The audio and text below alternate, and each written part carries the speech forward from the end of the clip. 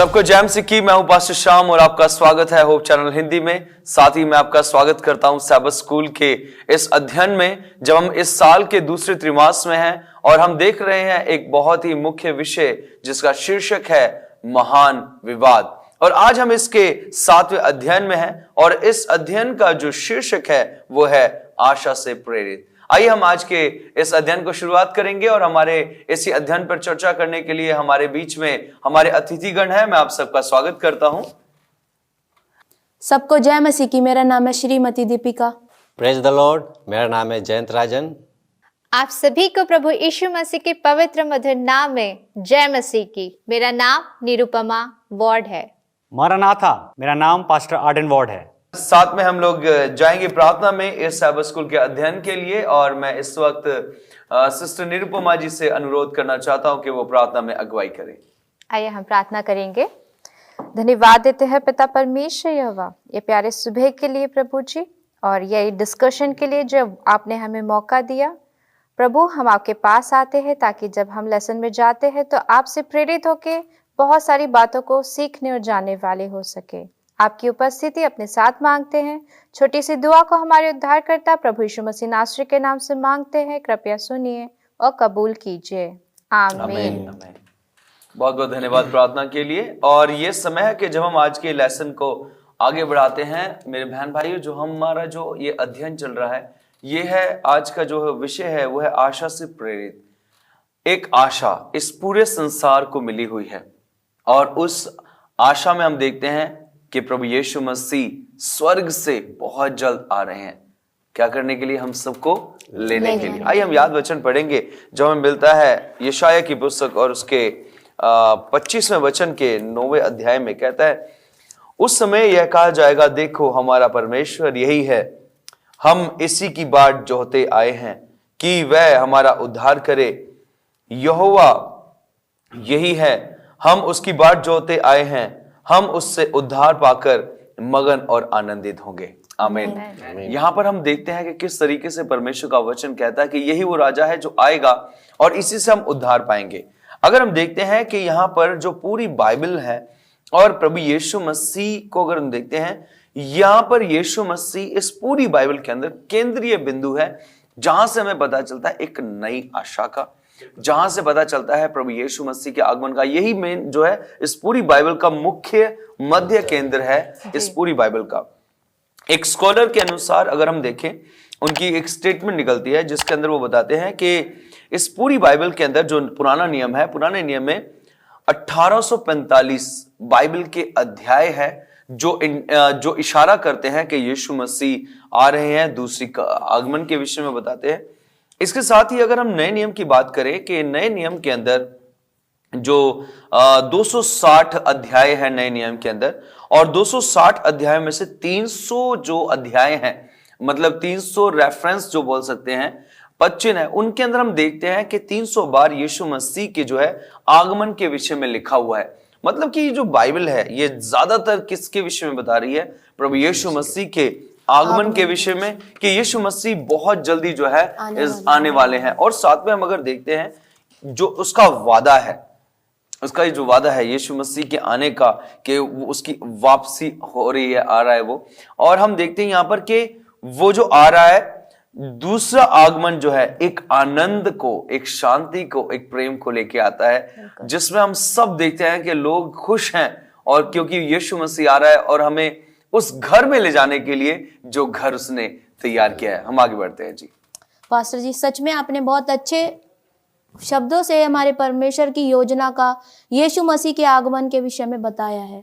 आज हम देखेंगे सोमवार के विषय में, जब परमेश्वर ने अपने पुत्र को भेजकर जो विशेष योजना बनाई है, तो उसने समय दर समय अपने लोगों को अपने पास लाने के लिए भी इस कार्य को किया है। आज हम सीखेंगे समय के अनुमान के विषय में।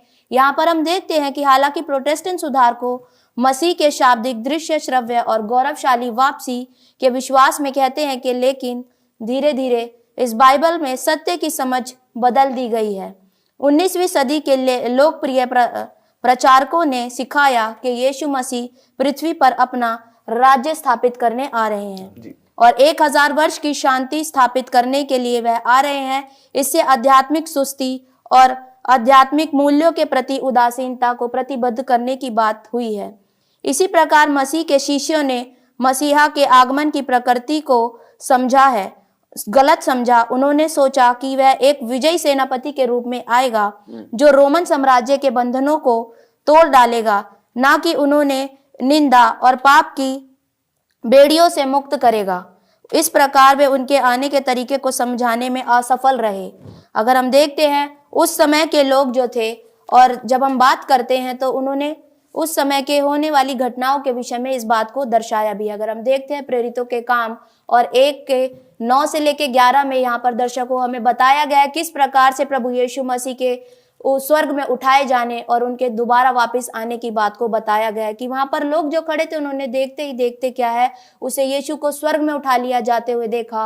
और उनके पास स्वर्गदूत पहुंचे और जिन्होंने कहा कि जैसे तुम उसे जाते देखते हो उसी रीति से तुम उसे वापस आते भी देखोगे। और फिर यहाँ पर परमेश्वर का वचन बताता है कि प्रकाशित वाक्य 1:7 में और मत्ती 24 के 27 और 30 और 31 में इन बातों की पुष्टि होती है।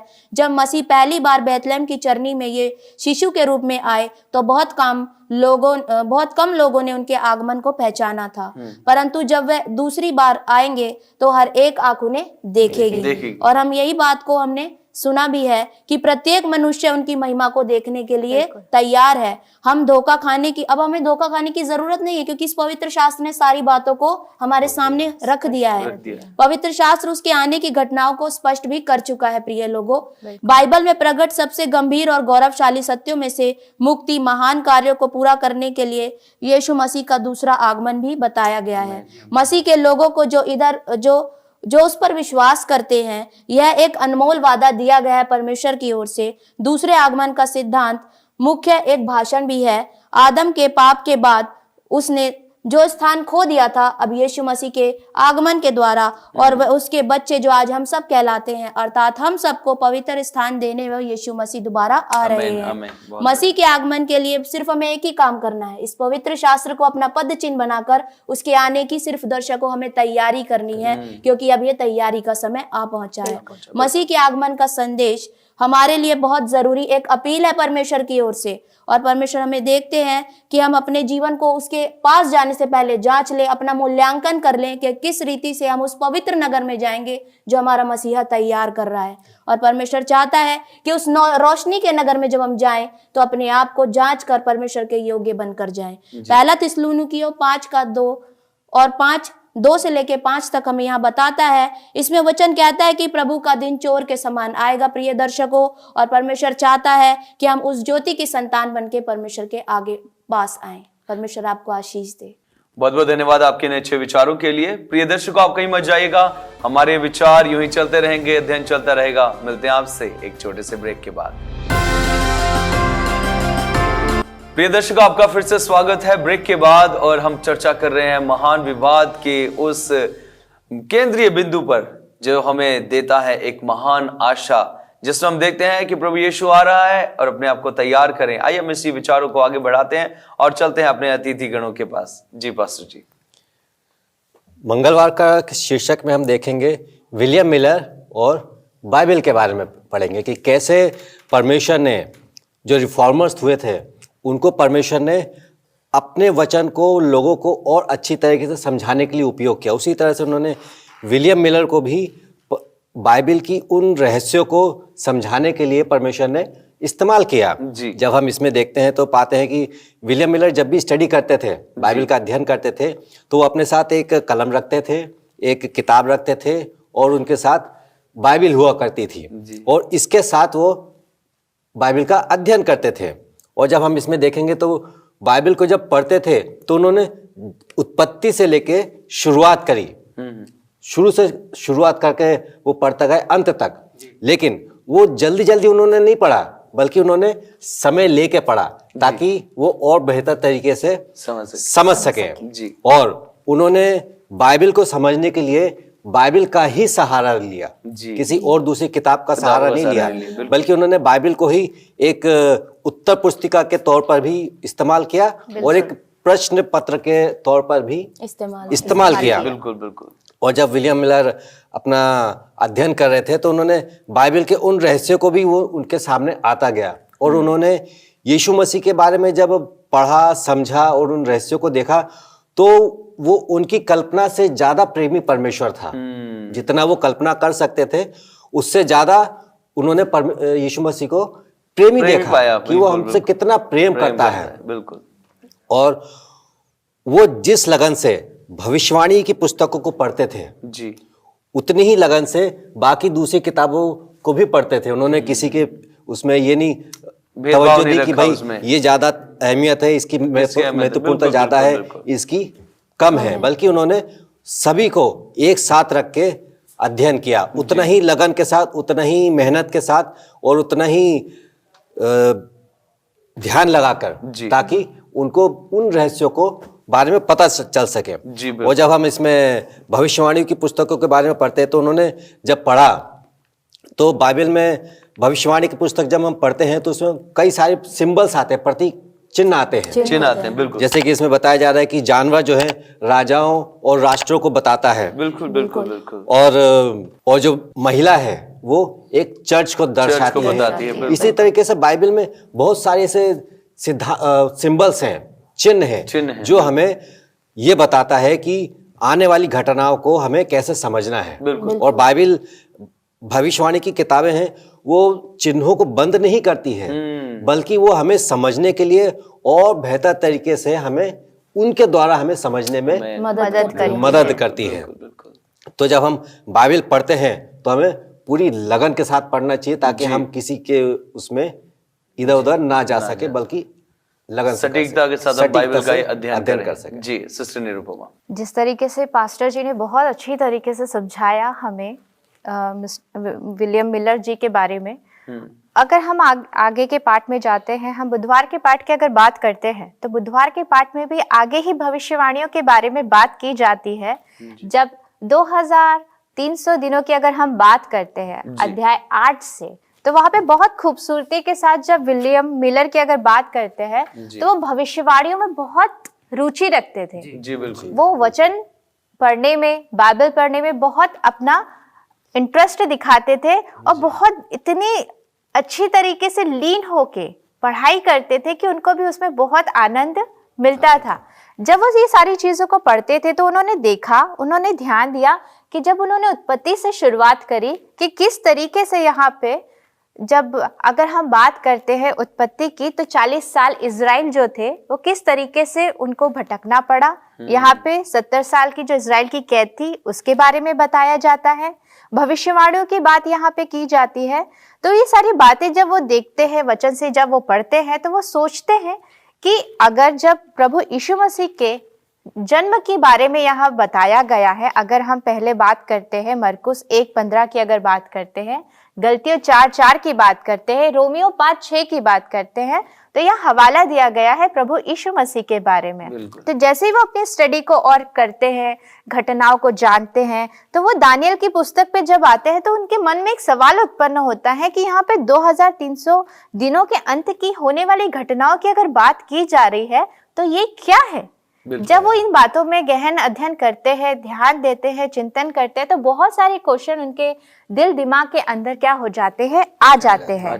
तो जब वो अध्याय 8 को अगर आप पढ़ते हैं, तो अध्याय 8 में उसकी जो 27 आयत है, यहाँ पे आपको 2300 दिनों के बारे में बात की गई है और बताई गई है, लेकिन वहां पे एक अस्पष्ट पहलू है। अगर हम दानियल भविष्यवक्ता की बात करते तो वो हमेशा आशा से प्रेरित होकर परमेश्वर की ओर से क्या करते थे, हर एक दर्शन का उत्तर सभी को बहुत अच्छी तरीके से समझाते थे। लेकिन ये एक ही ऐसा पहलू है इसमें जिसपे पहले प्रकाश नहीं पड़ा। तो जब बाद में अगर हम वो देखते हैं इस बारे में, अगर हम उसके बाद दानियल 9 पे जाते हैं, उसकी 22 अध्याय में जाते हैं, तो वहां पे स्वर्गदूत वापस उनके पास आता है, दानियल के पास, और उस पे क्या करता है, दृष्टि डालता है उन पहलों पे और उनको समझने के लिए मदद करता है कि किस बारे में बात कर रहे हैं। और अगर ये जब हम इसकी बात करते हैं, तो अगर हम 2300 दिनों की अगर बात करें, 70 सप्ताहों की अगर बात करें, तो यहाँ पे बहुत अच्छी तरीके से यरूशलेम की जो पुनर्स्थापन की जो योजनाएं थी, उसको बनाने के आदेश में बढ़ने की जो बातें की गई है, अगर आप दानियल 8 और 9 पढ़े तो आपको यहाँ पे सारी बातें स्पष्ट हो जाएंगी। हैं, तो बिल्कुल। इस बातों पे, इन पहलुओं पे जो विलियम मिलर थे उन्होंने हमें बहुत अच्छा, कहना चाहिए, एक रास्ता दिखाया। आमीन, आमीन, आमीन। बहुत बढ़िया। ये जो बातें हैं ये बड़ी सटीक हैं, और आज के समय में जिस तरीके से हम सेवंथ डे एडवेंटिस्ट चर्च है, और हम देखते हैं कि अगर मैं थोड़ा सा पीछे जाऊं, कितनी ऐसी जो है संस्थाएं ले लीजिए या चर्चेस ले लीजिए जो चलते हैं लेकिन कुछ समय बाद खत्म हो जाते हैं। बिल्कुल। लेकिन आज परमेश्वर की एक बहुत बड़ी योजना इस सेवंथ डे एडवेंटिस्ट चर्च के साथ है कि ये चर्च बढ़ रहा है। क्यों? क्योंकि हम लोग जो हैं, जो जितने भी चर्च के पास्टर्स हैं, वो इस बाइबल को लेकर चल रहे हैं। जिस तरीके से आप बात करें विलियम मिलर की और उनके बाद में और जितने भी उस समय के वो हुए जिन्होंने बाइबल के अध्ययन को किया, तो आप देखिए कि उनकी यही पहल थी कि वचन ज्यादातर पढ़ा जाए और पहुंचाया जाए, क्योंकि अंत के समय में ये वचन ही है जो हमें प्रभु यीशु मसीह के पास लेकर जाता है। मैं धन्यवादित हूं आपके इन विचारों के लिए। प्रिय दर्शकों, आप कहीं मत जाइएगा, क्योंकि हमारे विचार यूं चलते रहेंगे। मिलते हैं आपसे एक छोटे से ब्रेक के बाद। प्रिय दर्शकों, आपका स्वागत है फिर से ब्रेक के बाद, और हम देख रहे हैं एक आशा से प्रेरित योजना, एक आशा से प्रेरित इतनी खूबसूरत अध्यायों को, जिसमें हम देख रहे हैं प्रभु यीशु मसीह आ रहा है हम सबको ले जाने के लिए। आइए हम अपनी चर्चा को आगे बढ़ाते हैं और चलते हैं पास्टर आर्डन वार्ड जी के पास। थैंक यू पास्टर जी। और सही बात है, हम लोग पार्ट 7 में पहुंच चुके हैं दर्शकों, और इस बार का जो गुरुवार का हमारा लेसन कहता है सबसे लंबी भविष्यवाणी की समय रेखा। देखिए, अभी तक जो है हम जानते हैं, अगर समय की बात की जाए तो समय बहुत ही बहुमूल्य है ना, और हम जानते हैं हर एक चीज का इस संसार में क्या है, समय है। लेकिन हमारे परमेश्वर के लिए कोई समय नहीं है। लेकिन हम ये ध्यान रखते हैं कि एक मनुष्य होने के नाते यहाँ पे जैसा बोला गया है, हमारा जिस पे हम आज चर्चा कर रहे हैं, वह है सबसे लंबी भविष्यवाणी की समय रेखा। और यहाँ पे जैसे कि अभी हम जानते हैं, मैडम ने भी बताया कि 70 सप्ताह जो बीतेंगे, और फिर 2300 वर्ष की जो भविष्यवाणी की गई है दानियल नबी के द्वारा।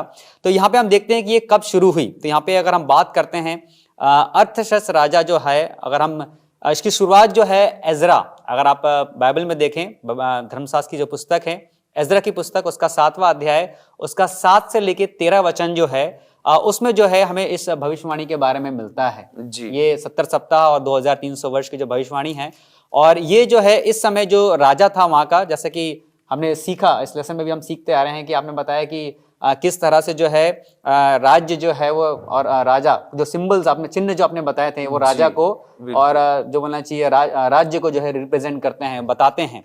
तो उसी प्रकार से ये यहाँ पे अर्थशस्त्र राजा था, और उसके समय में जो है ये घटना घटी, और ये उस समय पर्सिया का राजा था जी। और यहाँ बताया जाता है कि 457 ईसा पूर्व, 757 ईसा पूर्व में जो है ये भविष्यवाणी शुरू होती है 2300 वर्ष की जी। और हम जानते हैं कि ये भविष्यवाणी सबके सामने जो है, अगर आप बाइबल आपके पास में है तो आप पढ़ सकते हैं। दानियल की पुस्तक, उसका 9 अध्याय, उसका 25 और 26 वचन अगर हम देखते हैं तो वहां पे साफ साफ बताता है कि किस तरह से 7 सप्ताह बीतेंगे, और उसके बाद 62 सप्ताह के बाद जो है वो मेमना का जो है जो उसका वध किया जाएगा। तो हम जानते हैं यहाँ पे मेमना कौन है, मेमना की बात जो है वो किसके बारे में बता रहा है कि वो मेमना कौन है। और हम जानते हैं क्योंकि हम सेंचुरी की जब बात करते हैं तो हम जानते हैं कि वो मेमना कौन है, प्रभु यीशु मसीह है ना। और यहाँ पे हम ध्यान रखें क्योंकि ये जो समय सारणी है बहुत लंबा समय है ना। देखिए पुराना मतलब होना चाहिए 457 BC से यहाँ बता रहा है, ईसा पूर्व के द्वारा लिया गया है। फिर हम बताया गया है कि किस तरह से मेमना जो काटा जाएगा। तो ये जो शुरुआती दिन हुए हैं, या बोलना चाहिए जो शुरुआती ये जो साल जो वहां से 1 साल जो गए हैं, तो यहाँ पे जो इसके बारे में बता रहा है, यहाँ पे अगर हम बात करें तो हम देखते हैं किस तरह से प्रभु यीशु मसीह की सेवकाई भी, जब प्रभु यीशु मसीह का बपतिस्मा जब हुआ था तो ये 27 ईसा की जो बात है, 27 AD की बात है, ईसा मसीह के बाद की बात है मतलब। तो हम 27 में जो है बताया गया कि वहां पे प्रभु यीशु मसीह का क्या हुआ था, बपतिस्मा हुआ था। और फिर हम जानते हैं कि बपतिस्मा के बाद उन्होंने इस पृथ्वी पर भी अपना काम को पूरा किया, और फिर हम जानते हैं कि क्रूज पर क्या हो गई, उनकी मृत्यु हो गई। तो ये जो है उस पूरे 2300 वर्ष की प्रोफेसी को क्या करता है, पूरा करता है कि किस तरह से प्रभु यीशु मसीह की मृत्यु हुई, और फिर इसके बाद जो है ये प्रोफेसी खत्म हो गई, ये भविष्यवाणी जो है इसकी समाप्त हो गई। लेकिन तो मेरे भी अगर हम यहाँ पे बात करते हैं तो बहुत ही यह बताया कि इतनी आसानी से नहीं हुआ है। यहाँ पे बोला है कि ये सबसे लंबी भविष्यवाणी की समय रेखा है। तो समय का ध्यान रखते हुए बस मैं यही चाहूंगा कि अगर आप इसके बारे में और जानकारी प्राप्त करना चाहते हैं तो आप दानिएल की पुस्तक में जाएं। बिल्कुल, आप दानिएल की पुस्तक पढ़ें और भी इसको और थोड़ा सा गहन अध्ययन करना चाहते हैं तो उसके साथ आप जो है प्रकाशित वाक्य की पुस्तक में आप उसको पढ़ सकते हैं। तो इसके बारे में जो है यहाँ पे हम देखते हैं तो किस तरह से ये भविष्यवाणी जो है, जो सबसे लंबी भविष्यवाणी बाइबल की है, यहाँ पे इसको बोलना चाहिए बताया गया है और वो पूरी हुई है। तो हम इस बात से यहाँ पे देख सकते हैं कि बाइबल में जितनी भी भविष्यवाणी हुई हैं आज के दिन तक वो सारी भविष्यवाणी क्या हुई है, पूरी हुई है। और इसी तरह से जैसे हम बात कर रहे हैं कि आशा से प्रेरित, तो प्रभु यीशु मसीह के बारे में जो भविष्यवाणी की गई है कि हम जानते हैं उसका दोबारा आगमन बहुत ही शीघ्र होने वाला है। तो हम इस बात को ध्यान रखें कि प्रभु यीशु मसीह बहुत जल्दी आने वाले हैं, तो हम उसके आमद के लिए अपने आप को तैयार कर सकते हैं। आमीन, आमीन। बहुत बढ़िया। ये एक अच्छी जो है हम देखते हैं परमेश्वर के वचनों के अंदर, ये एक सबसे प्यारी आशा है कि यीशु मसीह आ रहा है। जिस तरीके से आपने बताया वो मेमना आ रहा है, यूहन्ना ने भी उसकी गवाही दी, वो देखो मेमना आ रहा है जो जगत के पापों को उठाकर ले जाता है। अब यहाँ पर हम देखते हैं पास्टर जी, जिस तरीके से हमने इस पूरे हफ्ते के सैबत स्कूल के अध्ययन को विचार विमर्श किया है, यहाँ एक सवाल आता है कि उद्धार की योजना में मसीह के आगमन की क्या भूमिका है। जो उद्धार की योजना बन रही है हमें उद्धार देने की, इसमें यीशु मसीह के आगमन की क्या भूमिका है? देखिए, बहुत अच्छा प्रश्न है भाई साहब आपने पूछा है। और इस अगर प्रश्न की हम बात करते हैं तो उद्धार की योजना, देखिए आज हम इस पूरे महान विवाद में हम चीज के बारे में सीखते हुए आ रहे हैं, है ना। मनुष्य जो है इस संसार में वचन के लिए उन्होंने क्या कर दिया है, बहुत सारे मार्टियर्स जो सुधारक लोग भी आए, है ना, या बोलना चाहिए उन्होंने क्या किया, परमेश्वर के वचन का प्रचार किया, लोगों ने अपनी जान दी इसके कारण। और आज भी हम जानते हैं हमारे पास जो ये दो गवाह के बारे में जो हमने बात किया है बाइबल के बारे में, इसके बारे में अगर हम बात करते हैं तो ये उद्धार की जो योजना है सब कुछ इसी के ऊपर निर्भर करती है। और आज अगर हम बात करते हैं मसीह के आगमन की, तो मसीह का आगमन बहुत ही जरूरी है। बिल्कुल, बिना, क्योंकि हम जानते हैं पहले आगमन को तो जो है कई ऐसे लोग जो हैं आज भी हम देखते हैं कई ऐसे यहूदी लोग जो हैं वो पहले आगमन में विश्वास नहीं करते। लेकिन आज जो है इसलिए हम देखते हैं, अभी हमने पढ़ा विलियम मिलर के बारे में, उन्होंने बहुत अच्छे तरह से क्या किया, बाइबल को स्टडी किया, अध्ययन किया, है ना। और हम जानते हैं 1844 के बाद कितना गहन अध्ययन किया गया। और उसके बाद जो है आज हम ये देख सकते हैं कि आज हमारा भी विश्वास जो हम देखते हैं आशा से प्रेरित, हमारी आशा भी वही है कि प्रभु यीशु मसीह का दोबारा आगमन बहुत ही शीघ्र होने वाला है।